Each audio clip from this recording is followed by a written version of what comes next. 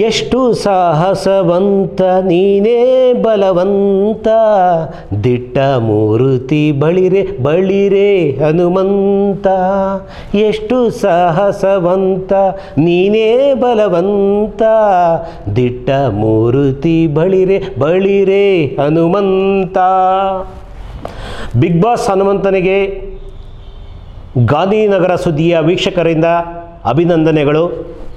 ಸ್ನೇಹಿತರೆ, big boss 11ರ season, ಅದು ನಮ್ಮ ಕರ್ನಾಟಕದ ಕಿಚ್ಚ ಸುದೀಪರವರು ನಡೆಸಿಕೊಡತಕ್ಕಂಥ ಈ ಕಾರ್ಯಕ್ರಮ ತುಂಬ ಯಶಸ್ವಿಯಾಗಿ ನೋಡಿ, ಈಗ 11ನೇ ಸೀಸನ್ನು, ಹಿಂದೆ 10 ಸೀಸನ್ಗಿನ ಈ 11ನೇ ಸೀಸನ್ನು ತುಂಬ ವಿಶೇಷವಾಗಿತ್ತು. ಯಾಕಂದರೆ ನೋಡುವ ಸಂಖ್ಯೆ ನಮ್ಮ ಕರ್ನಾಟಕದಲ್ಲೇ ಅಲ್ಲ, ಎಲ್ಲೆಲ್ಲಿ ಕನ್ನಡಿಗರಿದ್ದಾರೋ ಹಾಗೂ ಕನ್ನಡಿಗರಲ್ಲದೆ ನೋಡಿರ್ತಕ್ಕಂಥ ನಮ್ಮ ದೇಶದಲ್ಲಿ ನಮ್ಮ ಕನ್ನಡ ಬಿಗ್ ಬಾಸ್ನ ಅತಿ ಹೆಚ್ಚು ವೀಕ್ಷಣೆ ಮಾಡಿದ್ದಾರೆ. ಯಾಕಂದರೆ ಆ ನಮ್ಮ ನಾಡಿನ, ನಮ್ಮ ಜನರ, ನಮ್ಮ ಅಭ್ಯರ್ಥಿಗಳು, ಅಂದರೆ ಬಿಗ್ ಬಾಸ್ ಒಳಗಡೆ ಇರ್ತಕ್ಕಂಥ ಅಭ್ಯರ್ಥಿಗಳ ಆಟಗಳು, ಅವ್ರು ಮಾಡ್ತಕ್ಕಂಥ ತಿಂಡಿ ತಿನಿಸುಗಳಾಗಿರ್ಬೋದು, ಮಾತುಗಳಾಗಿರ್ಬೋದು, ಆಟ ಪಾಠಗಳಾಗಿರ್ಬೋದು, ಹಾಡುಗಳಾಗಿರ್ಬೋದು, ಹೀಗೆ ಅನೇಕ ವಿಧಗಳಲ್ಲಿ ಅವರ ವ್ಯಕ್ತಿತ್ವವನ್ನು, ಅವರ ಆಟಗಳನ್ನು ಪ್ರದರ್ಶನ ಮಾಡಿದರು. ಸುಮಾರು ಒಂದು 100 ದಿನಗಳ ಕಾಲ ಈ ಬಿಗ್ ಬಾಸ್ ಕಾರ್ಯಕ್ರಮ ಅಂತ ಕಾಣುತ್ತೆ. ಈ ಬಿಗ್ ಬಾಸ್ ಕಾರ್ಯಕ್ರಮವನ್ನು ನೋಡಿರ್ತಕ್ಕಂಥ ನಮ್ಮ ಅನೇಕ ಕನ್ನಡಿಗರು ಫೈನಲ್, ಅಂದರೆ ಬಿಗ್ ಬಾಸ್ ಕೊನೆಯ ಅಂತ ಆಯಿತು. ಇದರಲ್ಲಿ ವಿನ್ನರ್ ಯಾರು ಅಂತಂದು ತುಂಬ ಕುತೂಹಲ ಇತ್ತು. ಇವರ ಅಂತ ಕೊನೆಗೆ ನಮ್ಮ ಸೊಗಡಿನ, ಅದು ಉತ್ತರ ಕರ್ನಾಟಕದ ಭಾಗದ ಹನುಮಂತುಗೆ ಪ್ರಶಸ್ತಿ ಲಭ್ಯವಾಗಿದೆ. ಖಂಡಿತ, ಯಾಕಂತಂದರೆ ಹನುಮಂತು ತುಂಬ ಬಡ ಕುಟುಂಬದಲ್ಲಿ ಬರ್ತಿರ್ತಕ್ಕಂಥ ವ್ಯಕ್ತಿ.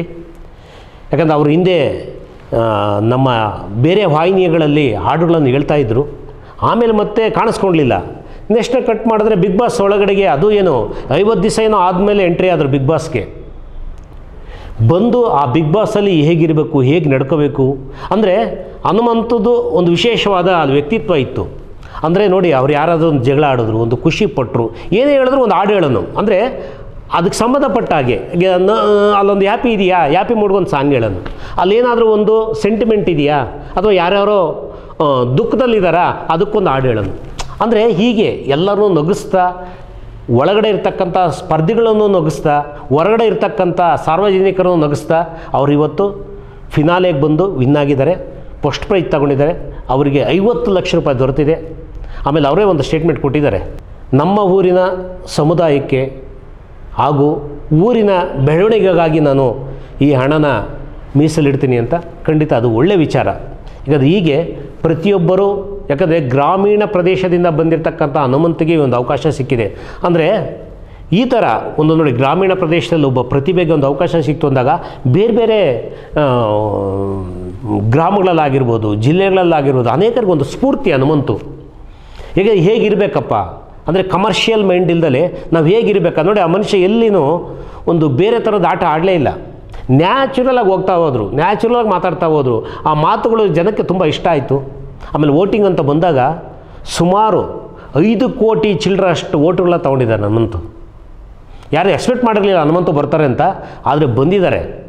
ಅದು ಬಂದಿರದೆ ಆಮೇಲೆ ನಾವು ಒಂದು ಸಾರಿ ಮೆಲುಕು ಹಾಕಿದಾಗ ಹಿಂದಿನ ದಿನಗಳನ್ನ ಬಿಗ್ ಬಾಸಲ್ಲಿ ಇದ್ದಾಗ ಹನುಮಂತು ಹೇಗೆ ನಡ್ಕೊಂಡ್ರು, ಹೇಗೆ ಇದ್ದರು ಅನ್ನೋದು ಗೊತ್ತಾಗ್ತಾ ಹೋಗುತ್ತೆ. ಅದೇ ಥರನೇ, ಯಾಕಂತಂದರೆ ಜನಗಳಿಗೆ ಇಷ್ಟ ಆದಾಗ ಮುಗಿದೋಯ್ತು.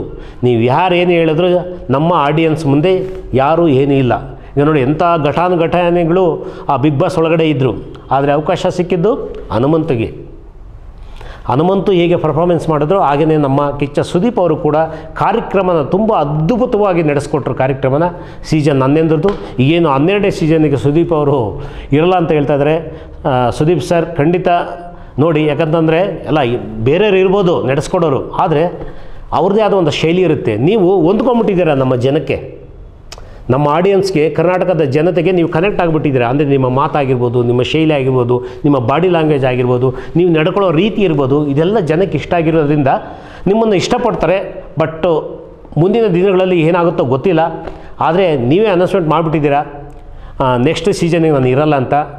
ಆಗಲಿ, ಯಾಕಂದರೆ ಇಷ್ಟು ಸೀಸನ್ಗಳನ್ನ ನೀವು ನಡೆಸ್ಕೊಟ್ಟಿರೋದಕ್ಕೆ ಆ ಭಗವಂತ ನಿಮಗೂ ಹಾಗೂ ನಿಮ್ಮ ಕುಟುಂಬದವ್ರಿಗೂ ಒಳ್ಳೇದು ಮಾಡಲಿ. ಎಷ್ಟು ಸಾಹಸವಂತ ನೀನೇ ಬಲವಂತ, ದಿಟ್ಟ ಮೂರುತಿ ಬಳಿರೆ ಬಳಿರೆ ಹನುಮಂತ. ಹನುಮಂತನಿಗೆ ಜಯವಾಗಲಿ.